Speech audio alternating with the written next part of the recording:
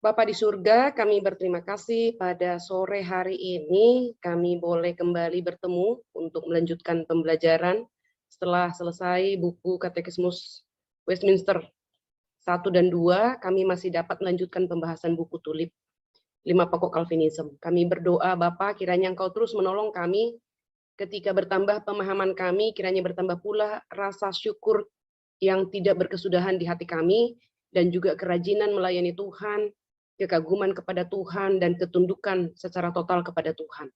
Kami berdoa agar pemahaman akan kebenaran yang terus bertambah-tambah, membawa kami juga berjuang untuk belajar firman Tuhan, berjuang menghidupi kebenaran firman Tuhan, berjuang memberitakannya, agar hidup kami yang satu kali dan singkat ini menjadi hidup yang diperkenan oleh Tuhan. Kami akan memulai pembelajaran buku Tulip pada hari ini, bab pertama. Kami menyerahkan waktu 1 jam ke depan dan kiranya Kristus ditinggikan, dipermuliakan dalam pembelajaran kami dalam 1 jam ini. Dengarlah doa kami dalam nama Tuhan kami Yesus Kristus, Tuhan dan Juru Selamat kami yang hidup, kami berdoa dan bersyukur. Amin. Baik. Tulip ya, ini kita akan masuk ke dalam langsung pembahasan huruf pertama. Nah, jadi tulip ini adalah akronim dari 5 frasa atau istilah dogmatik dalam bahasa Inggris yang meringkaskan 5 pokok Calvinism. Yang pertama adalah total depravity, yang artinya kerusakan atau kerusakan total atau ketidakmampuan total. Yang kedua, unconditional election atau pemilihan tanpa syarat. Yang ketiga, limited atonement atau limited redemption, yaitu penebusan terbatas. Yang keempat adalah irresistible of grace, anugerah yang tidak dapat ditolak. Dan yang terakhir adalah perseverance of the saints, atau ketekunan orang-orang kudus. Nah, jadi kita akan belajar 5 bab ya, karena buku ini memang pembahasannya memang 5 bab. Pertama adalah huruf T, total depravity. Yang kedua huruf U, unconditional election. Yang ketiga limited atonement atau limited redemption, yang keempat irresistible of grace, dan yang kelima adalah perseverance of the saints. Nah, kita perlu melihat terlebih dahulu 5 pokok Calvinisme ini ditetapkan di dalam doktrin reformasi, ya, dirumuskan dalam Sinode Nasional Dordrecht. Ini bahasa Belanda ya, di Belanda tahun 1618 sampai 1619. Yang diprakarsai oleh pemerintah Belanda dengan mengundang utusan-utusan gereja di Belanda dan utusan dari negara-negara Eropa lainnya. Oke. Dan kemudian tujuan utama daripada menetapkan doktrin yang didasarkan pada Alkitab dan Calvinisme dari John Calvin. Alasan sinode ini diadakan karena di Belanda dan di luar Belanda pada waktu itu timbul banyak kebingungan mengenai doktrin reformasi. Beberapa hal penting sedang terancam akan dirongrong dan diputarbalikkan. Nah, jadi kita perlu tahu ya, tujuannya menetapkan doktrin yang didasarkan pada Alkitab dan Calvinism.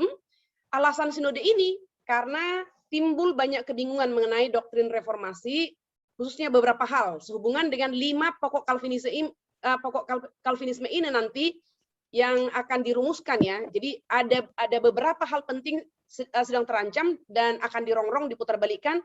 Maka diadakanlah sinode ini. Nah, jadi ada 2 kubu yang terbentuk pada waktu itu, masing-masing dipimpin oleh sarjana Belanda yang sangat terkenal. Yang pertama adalah Profesor Jacobus Arminius, yang kedua adalah Profesor Francis Gomarus. Nah, siapa Jacobus Arminius nanti kita akan lihat, dan juga Francis Gomarus ini.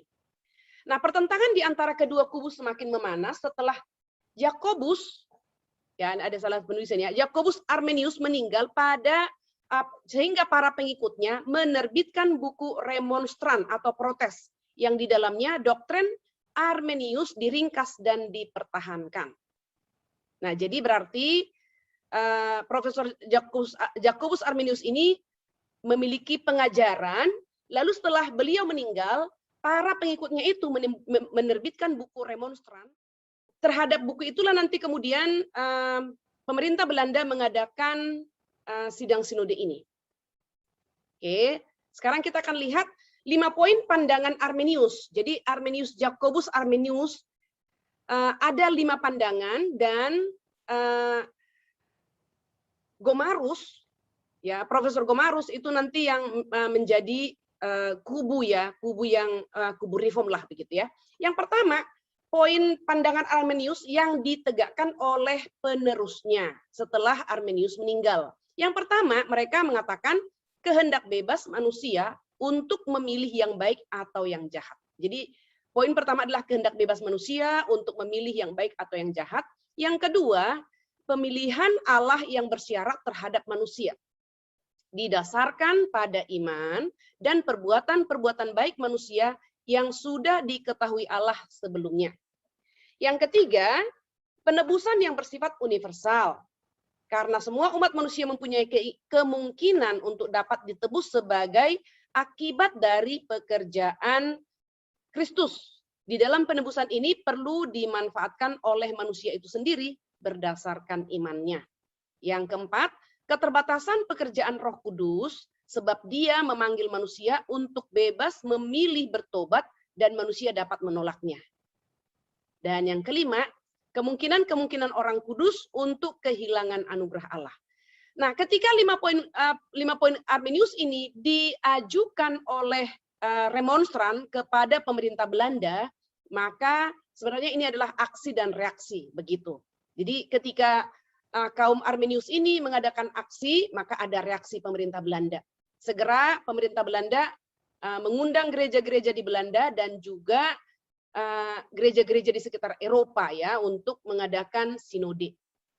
Nah, jadi 5 poin Armenianisme ini diajukan ke Majelis Perwakilan Tinggi pemerintah Belanda.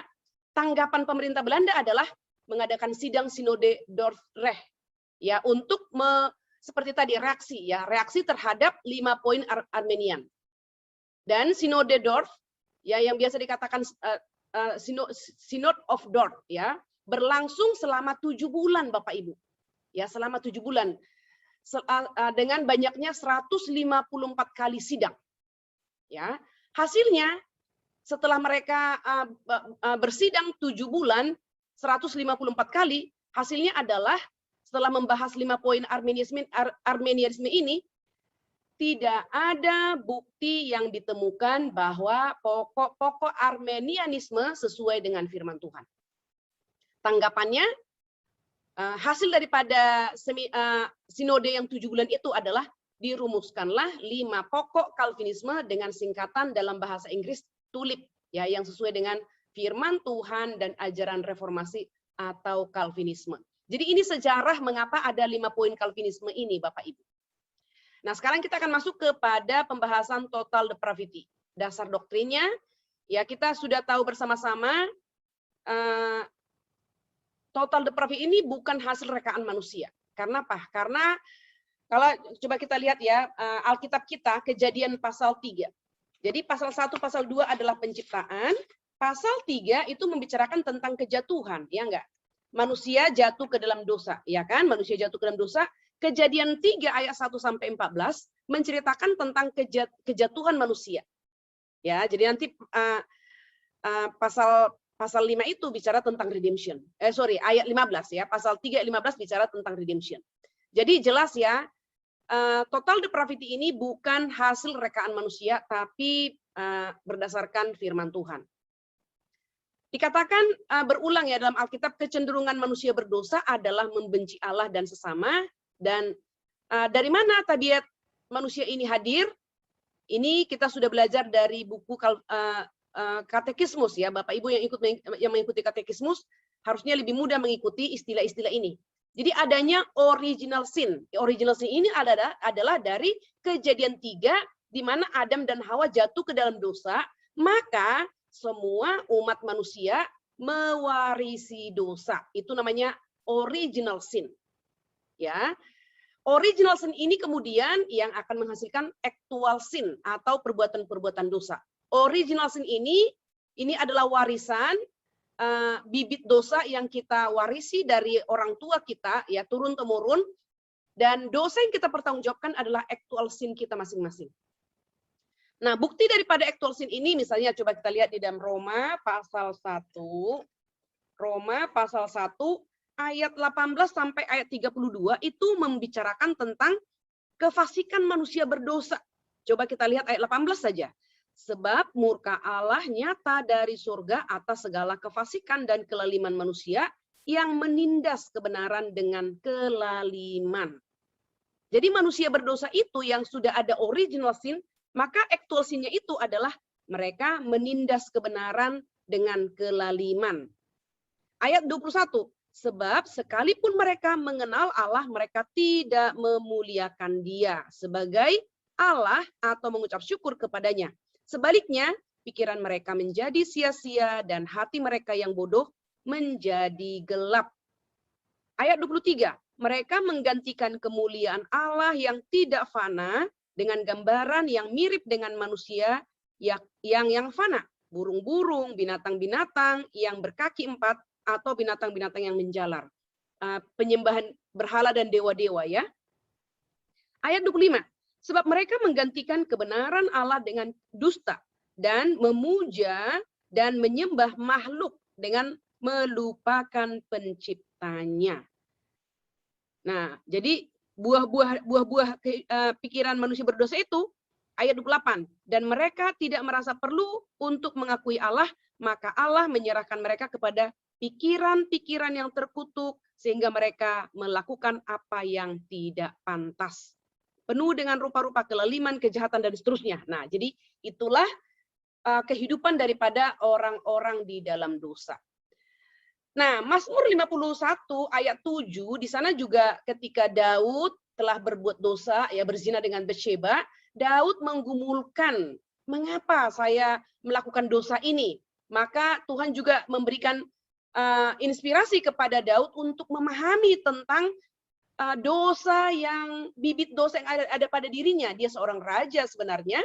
Kalau dia mau memilih siapa saja wanita cantik, ya gadis cantik di Israel, bisa saja. Tetapi mengapa dia harus meniduri Batsyeba, lalu membunuh Uria? Nah, dia bergumul. Mazmur 51 itu adalah Mazmur pergumulan Daud akan dosanya, dan kemudian dari hasil pergumulan itu Allah memberikan kebenaran kepadanya. Maka Daud menuliskan ini.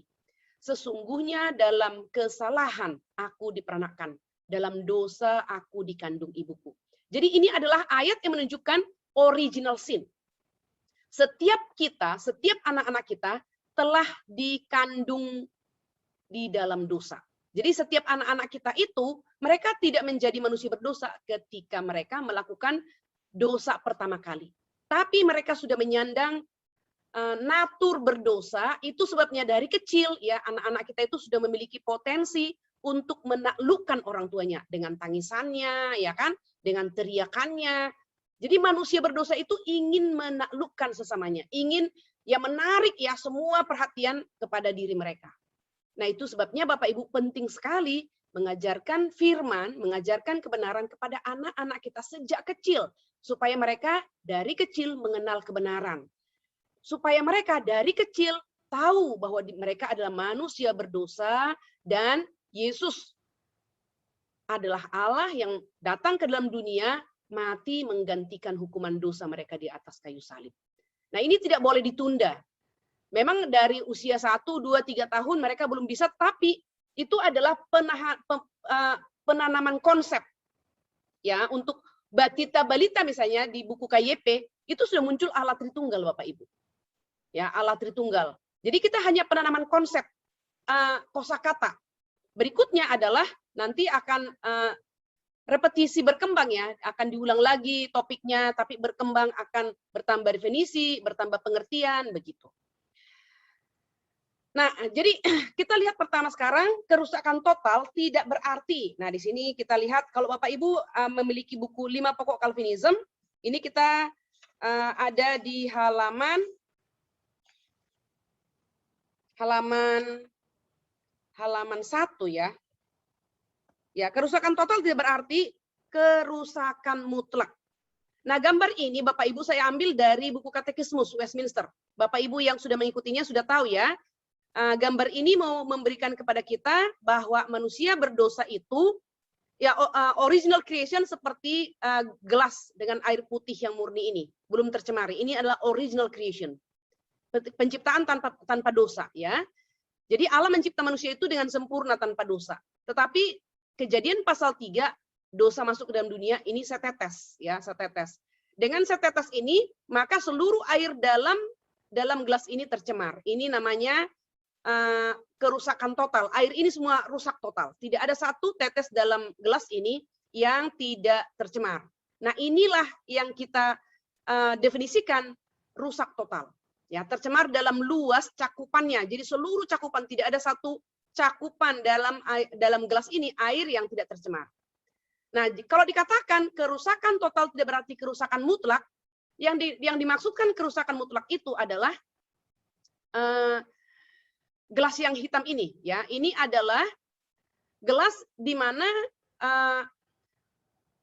racun, kalau ini adalah kita teteskan air putih ini diteteskan racun, maka yang rusak mutlak ini adalah ini bicara tentang tercemar dalam luas cakupan dan tingkatannya. Jadi kalau gelas yang kedua ini adalah tercemar, tetapi masih bisa ditambahkan tingkat atau ditambahkan racunnya. Nah, jadi tingkat cakupan luas dan cakupan tingkatan dari racun ini bisa kita lihat di gelas yang ketiga. Ini adalah benar-benar mutlak. Nah, waktu kita membahas buku Katekismus Westminster, buku Katekismus Westminster memberikan definisi kerusakan mutlak ini adalah diidentikan dengan iblis. Tidak ada kebaikan sama sekali. Nah, nanti kita akan melihat, oh kalau begitu masih ada kebaikan pada diri manusia. Ya, ada kebaikan relatif. Ya. Jadi dari buku ini kita akan belajar kenapa unbeliever atau orang yang tidak percaya masih bisa melakukan kebaikan. Itu disebut kebaikan relatif. Kenapa? Karena kerusakan total tidak berarti kerusakan mutlak. Kalau iblis sudah rusak mutlak. Jadi gelas yang ketiga ini sudah dikategorikan itu seperti iblis atau suasana neraka, ya. Tidak ada kebaikan sama sekali. Tetapi manusia yang rusak total ini adalah manusia yang tidak rusak mutlak, tidak seperti iblis, ya. Manusia belum seperti iblis. Nah, jadi sekarang kita mau melihat kerusakan tidak berarti kerusakan mutlak ini.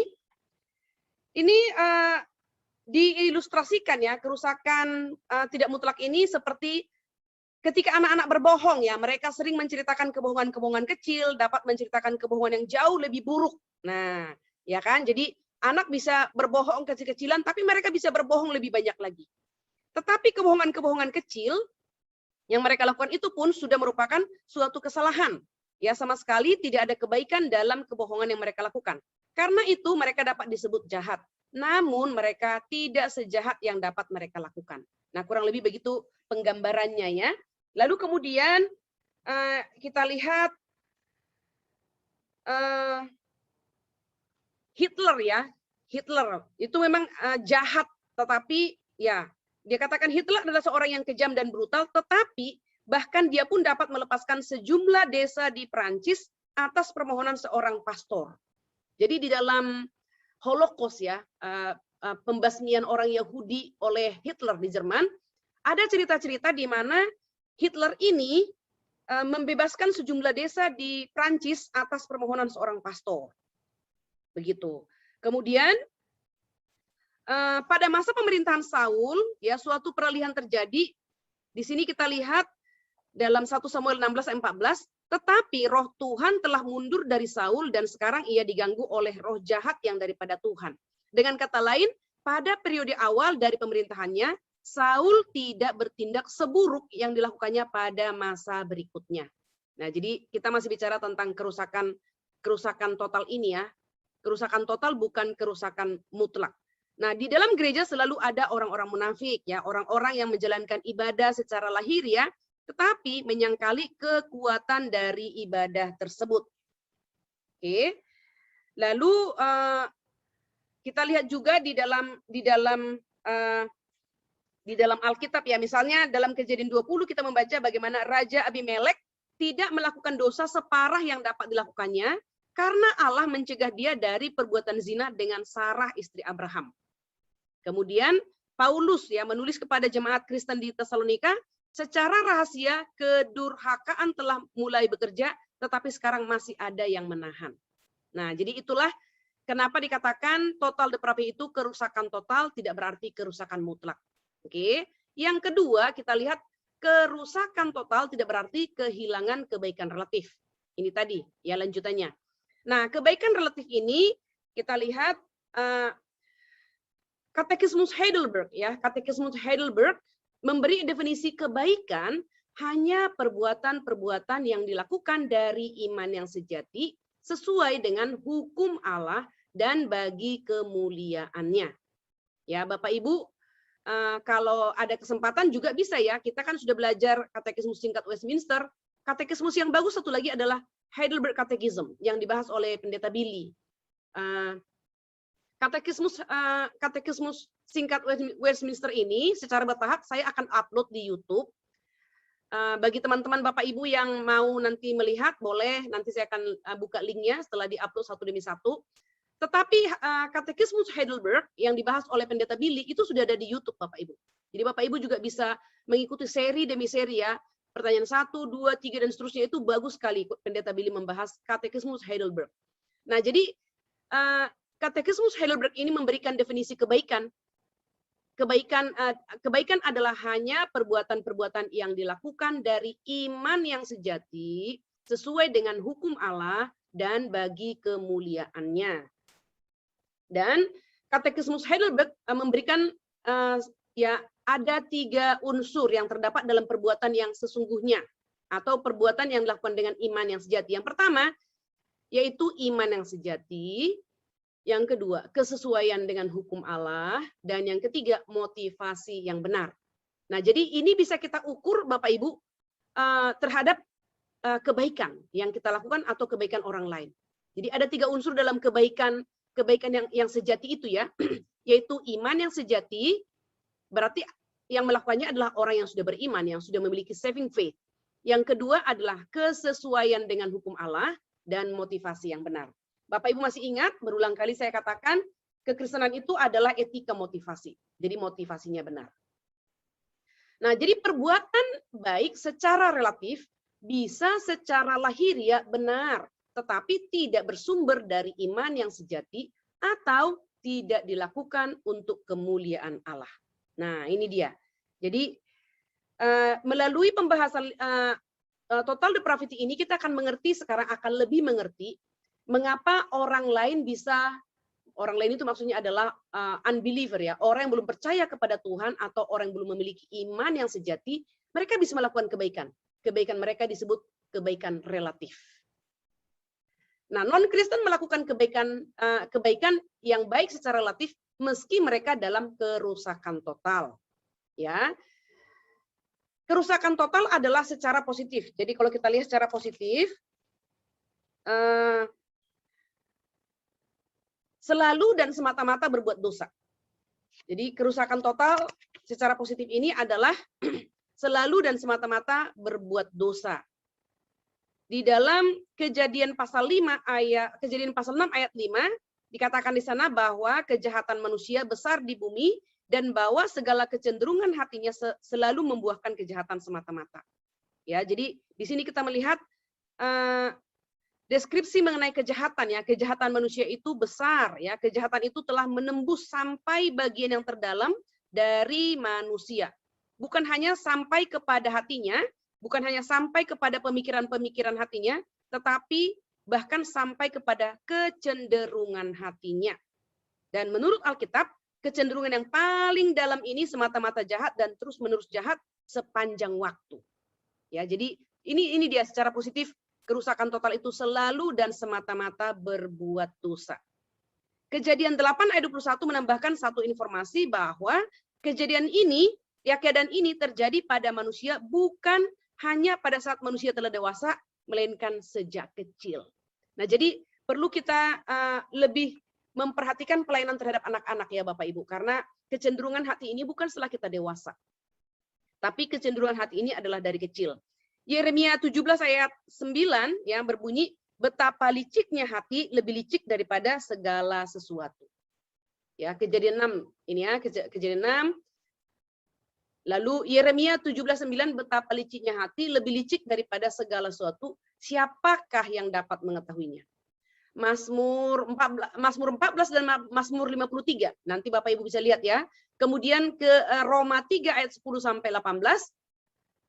Kurang lebih intinya mengatakan tidak ada yang benar, seorang pun tidak. Tidak ada yang melakukan satu pun yang benar-benar menyenangkan Allah. Coba kita lihat Bapak Ibu, Mazmur 14 ya, Mazmur 14.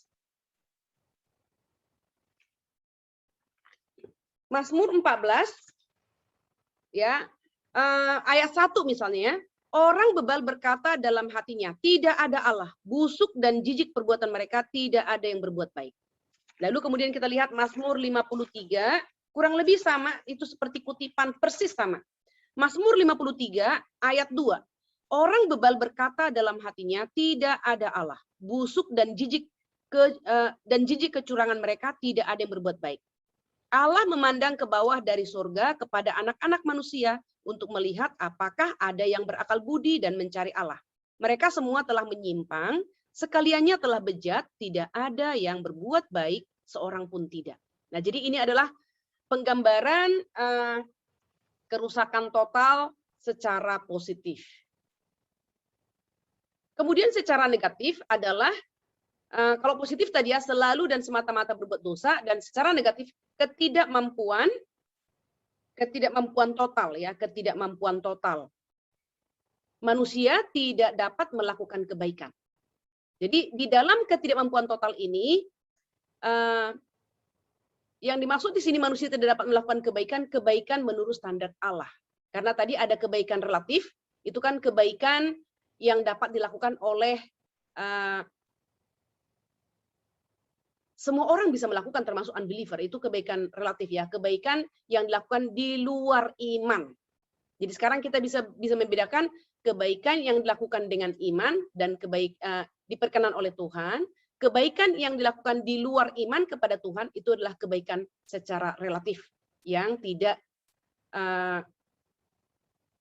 ya bukan kebaikan yang mempermuliakan Tuhan ya. Kebaikan itu adalah kebaikan untuk kebaikan bersama-sama manusia, begitulah. Nah, kemudian di sini kita melihat kebaikan secara negatif ini, ketidakmampuan totalnya. Yang pertama, manusia tidak mampu melakukan kebaikan. Ya, mereka tidak mampu melakukan kebaikan. Kemudian yang kedua, bukan hanya tidak mampu melakukan kebaikan, manusia juga tidak dapat memahami kebaikan. Ya, di dalam Matius pasal 7 ayat 17 sampai 18 berbunyi, dapatkah orang memetik buah anggur dari semak duri atau buah ara dari rumput duri? Kemudian ia memberi jawabnya, setiap pohon yang baik menghasilkan buah yang baik, sedang pohon yang tidak baik menghasilkan buah yang tidak baik. Tidak mungkin pohon yang baik itu menghasilkan buah yang tidak baik, ataupun pohon yang tidak baik itu menghasilkan buah yang baik. Nah, jadi dengan demikian, orang yang belum lahir kembali atau belum lahir baru tidak dapat melakukan apa yang benar-benar baik. Nah, jadi di sini jelas sekali ya Bapak Ibu ya, manusia itu tidak dapat memahami ya, tidak dapat memahami. Tidak dapat melakukan dan tidak dapat memahami ya. Di dalam memahami ini yang sering kita mengatakan itu tidak dapat memahami karena mata buta ya, pikiran gelap sehingga tidak dapat memahami, mata rohani buta. Ya, mata rohani buta. Di dalam Kisah 16 ayat 14 berbunyi, Lydia misalnya ya, mendengarkan Paulus memberitakan Kristus di tepi sungai Filipi, hanya setelah Tuhan membuka hatinya, barulah ia dapat memperhatikan apa yang dikatakan oleh Paulus. Coba kita lihat di dalam Kisah Para Rasul 16. Kisah Para Rasul 16, ayat yang ke-14. Kisah 16 ayat yang ke-14.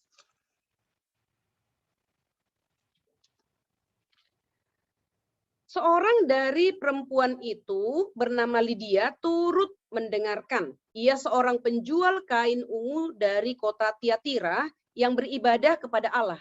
Tuhan membuka hatinya sehingga ia memperhatikan apa yang dikatakan Paulus.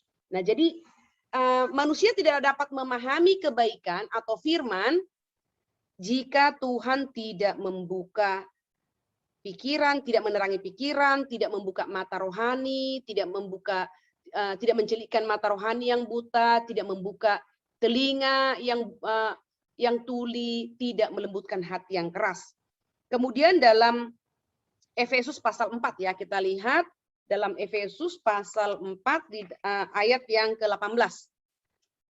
Dan pengertiannya yang gelap jauh dari hidup persekutuan dengan Allah, karena kebodohan yang ada di dalam mereka dan karena kedegilan hati mereka.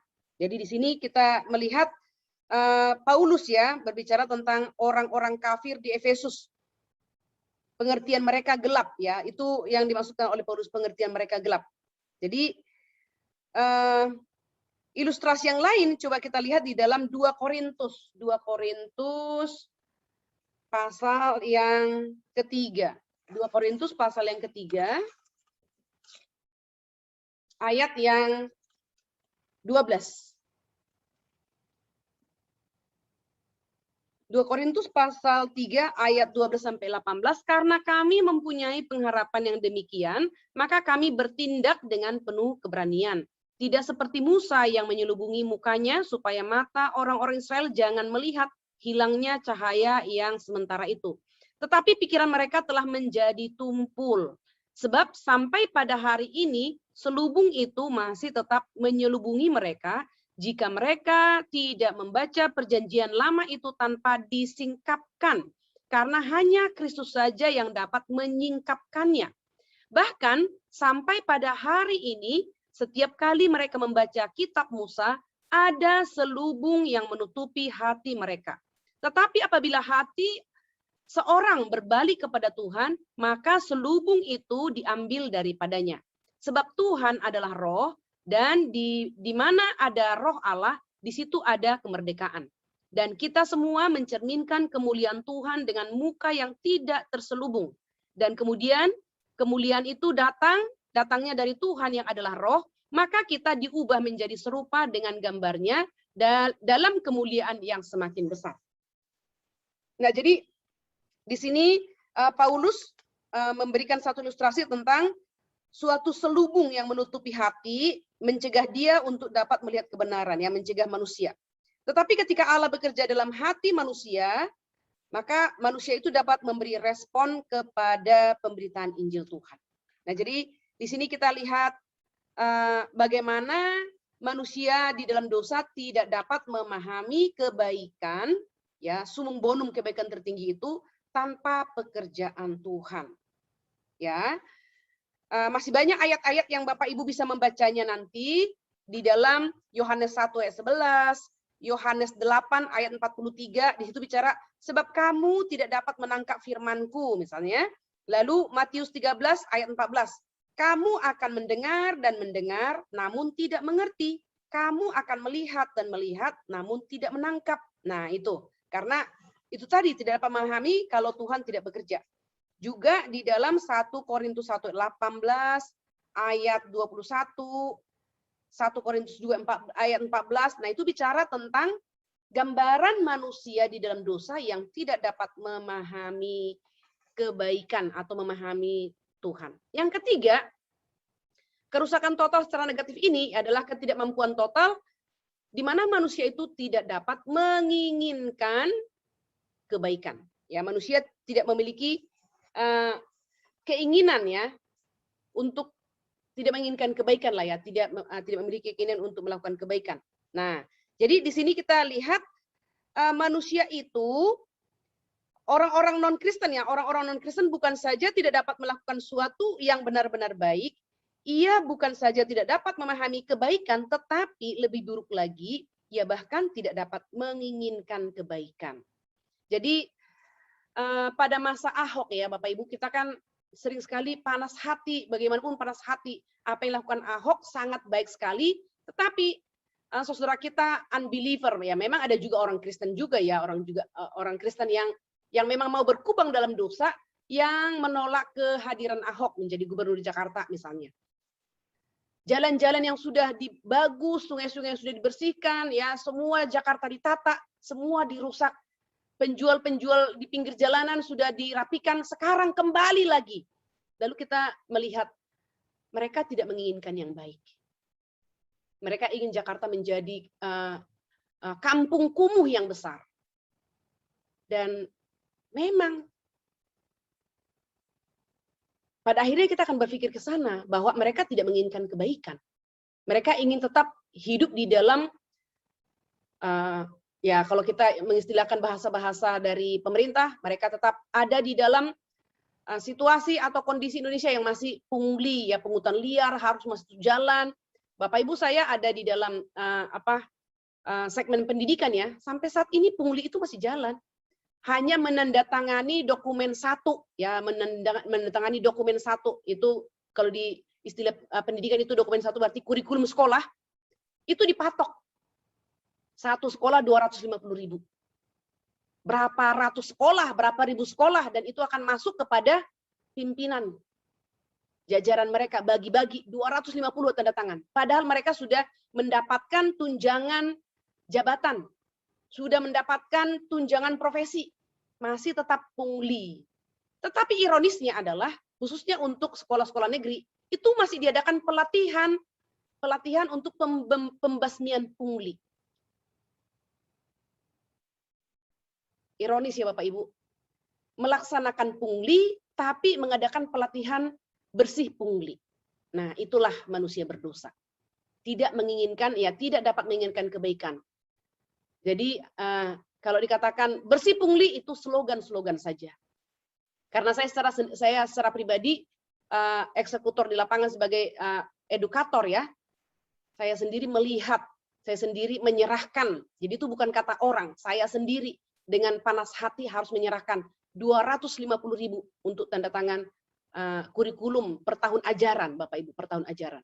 Begitu masuk tahun ajaran baru Juli, berarti kami akan ada penandatanganan dokumen satu, akan kumpul 250.000.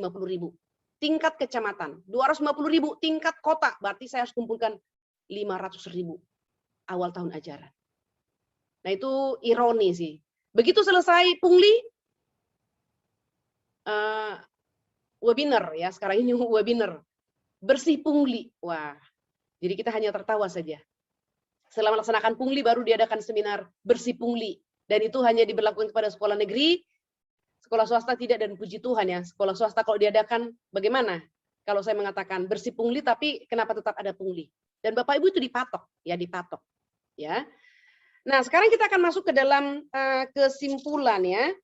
Nah, di dalam ini tadi poin tidak dapat menginginkan kebaikan ini, Bapak Ibu juga bisa membacanya di dalam Matius pasal 7 ayat 18, Yohanes 3:3, Yohanes 8 ayat 43, Yohanes 15 ayat 4 sampai 5. Di dalam Yohanes 6 ayat 44 ya, berfirman Tuhan, tidak ada seorang pun yang dapat datang kepadaku jikalau ia tidak ditarik oleh Bapa yang mengutus aku. Jadi memang manusia tidak dapat menginginkan kebaikan, dalam hal ini menginginkan Allah ya, karena sumum bonum, kebaikan tertinggi itu kan Allah ya. Nah, jadi seperti Yohanes 6 ayat 44 ini ya, tidak ada seorang pun yang dapat datang kepadaku. Jadi tidak ada manusia menginginkan Allah jikalau ia tidak ditarik oleh Bapa yang mengutus aku. Oke. Kemudian Yohanes 6 ayat 65, tidak ada seorang pun dapat datang kepadaku kalau Bapa tidak mengaruniakannya kepadanya. Nah, jadi inilah kerusakan total ya, manusia tidak dapat memilih Yesus. Manusia bahkan tidak dapat mengambil langkah pertama untuk datang kepada Yesus kecuali Bapa menarik dia. Kerusakan total ini bersifat universal. Tidak ada satu manusia yang tidak rusak. Jadi bersifat universal. Tidak ada seorang pun yang dapat datang. Demikian firman Tuhan ya. Bukan sebagian orang tidak dapat datang, tetapi tidak ada seorang pun dapat datang. Nah, ini menyatakan ketidakmampuan total yang universal. Dan ilustrasi Alkitab ya mengenai efek dari permulaan dari karya Roh Kudus di dalam hati manusia yang sudah percaya kepada Tuhan. Itu berarti pada manusia itu ada apa? Pembaharuan hati, kelahiran baru, ciptaan baru, kebangkitan, ya kan? Di dalam perjanjian lama misalnya ya, orang-orang yang belum dilahirkan kembali dilukiskan sebagai orang yang berhati batu. Yehezkiel 11 ayat 19. LAI menerjemahkan hati yang keras. Itu sebabnya kalau kita berdoa, kita memohon kepada Tuhan agar Tuhan melembutkan hati kita yang keras atau hati umat Tuhan yang keras. Ya, jadi hati batu adalah hati yang mati, ya tidak dapat berbuat apa-apa. Suatu ketidakmampuan total. Tetapi Allah berfirman bahwa Ia akan melahirkan kembali umatnya. Ia akan memberikan roh yang baru kepada mereka, maka mereka akan memiliki hati dari daging, artinya hati yang hidup. Kalau hati yang mati tadi hati batu, maka Tuhan akan memberikan hati yang dari daging, yaitu hati yang hidup. Setelah itu manusia akan berkemampuan untuk mengikut Tuhan. Nah, Yohanes 3:3 berbunyi, jika seorang tidak dilahirkan kembali, ia tidak dapat melihat kerajaan Allah. Ya kan? Bayi tidak pernah menginginkan atau memutuskan untuk dilahirkan. Ia tidak pernah memberi kontribusi sekecil apapun kepada kelahirannya. Dalam seluruh proses, mulai dari awal pembuahan sampai kelahiran, sang bayi benar-benar pasif dan sama sekali tidak mampu mengendalikan kelahirannya. Demikian juga orang yang belum percaya tidak dapat mengambil satu langkah pun menuju kelahiran kembali. Ia harus dilahirkan oleh Roh Kudus. Nah, jadi Bapak Ibu, kaum Armenian mengajarkan konsep yang tidak alamiah, ya, bahwa suatu ketidakberadaan atau non-being yang rohani dapat memiliki keinginan untuk dilahirkan, dapat percaya kepada Kristus serta dilahirkan kembali. Nah, inilah perbedaan pemahaman konsep daripada Calvinisme dengan Arminian. Kalau Calvinisme mengatakan kerusakan total itu adalah ketidakmampuan total, Arminian mengatakan manusia berdosa itu dapat memiliki keinginan untuk dilahirkan, dapat percaya kepada Kristus serta dilahirkan kembali. Nah, jadi tetapi suatu ketidakberadaan, ya kan? Karena kalau kita lihat kondisi manusia itu kan mati ya, berarti ketidakberadaan atau ketiadaan ya. Suatu ketidakberadaan tidak bereksistensi, maka tidak mungkin dapat memiliki keinginan untuk datang kepada Kristus. Ya kan? Paulus menggunakan ilustrasi penciptaan, ya. Paulus mengatakan bahwa orang yang berada di dalam Kristus adalah ciptaan baru. Kenapa ciptaan baru? Karena keberadaan kita di dalam dosa adalah suatu ketidakberadaan, ketiadaan. Maka tidak dapat menciptakan diri kita sendiri. Jadi konsep penciptaan ini sudah pasti ya mengimplikasikan kepasifan total dan ketidakmampuan dari objek yang diciptakan. Nah, jadi di sini kita bisa memahami perbedaan daripada pemahaman Calvinisme dengan Armenian. Nah, sekarang kita akan lihat kesimpulan. Ada 3 pelajaran yang dapat kita simpulkan dari ajaran yang Alkitabiah mengenai kerusakan total manusia ini. Yang pertama adalah kerusakan total menjelaskan sumber dari masalah-masalah yang ada dalam dunia ini. Jadi sekarang bisa mengerti ya Bapak Ibu, kondisi manusia di dalam dosa, pikiran gelap, mata rohani buta, telinga rohani tuli, hatinya keras, membatu. Maka solusinya adalah Injil Tuhan. Ya. Orang dalam kegelapan itu harus diberikan terang. Tetapi tidak cukup terang. Harus ada Roh Kudus yang menerobos, ya, membuka, menerangi pikiran yang gelap sehingga terang yang tadi bisa kita pikirkan dengan terang itu adalah ada firman ya. Jadi terang itu bisa kita pikirkan. Roh Kudus mencelikkan mata rohani kita sehingga kita dapat melihat keagungan Tuhan, kemuliaan Tuhan. Roh Kudus harus membuka telinga kita yang tuli supaya kita dapat mendengar dengan jelas. Roh Kudus juga harus melembutkan hati kita yang keras ya, menggemburkannya seperti tanah yang subur yang siap ditaburi benih. Maka ketika benih firman ditaburkan, boleh jatuh di hati kita, bertumbuh, berakar kuat ke bawah, bertumbuh menghasilkan buah berlimpah ke atas. Nah, jadi di dalam kerusakan total ini kita sekarang mengerti ya, kejahatan-kejahatan dalam dunia ini adalah karena original sin ya, yang sudah kita warisi dari Adam, maka kejahatan itu adalah actual sin. Actual sin. Pengetahuan tentang kerusakan total manusia seharusnya juga mengajarkan kepada kita bahwa diri kita benar-benar buruk dan berada dalam situasi yang mengerikan jika Allah tidak menolong kita. Jadi kita semua sama Bapak Ibu dengan saudara kita yang lain yang belum dilahirkan kembali. Hanya kita mendapatkan anugerah Tuhan.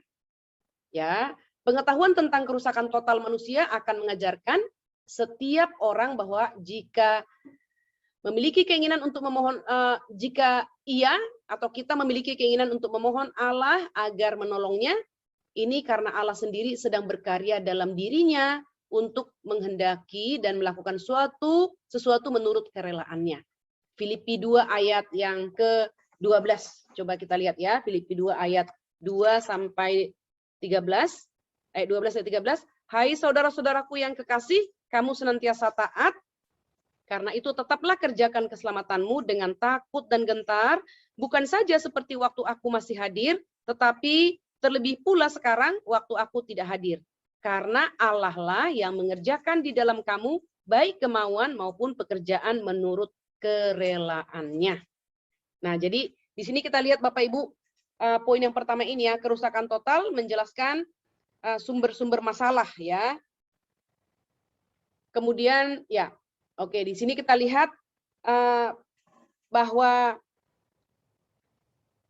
yang ketiga ya, pengetahuan tentang kerusakan total